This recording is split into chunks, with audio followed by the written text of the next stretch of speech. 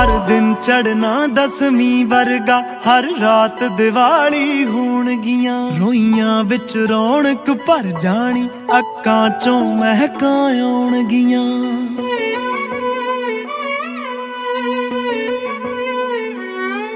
हर दिन चढ़ना दसवीं वर्गा, हर रात दिवाली होणगियां। रोइयां विच रौनक भर जानी, अक्कां चों महकां आउणगियां।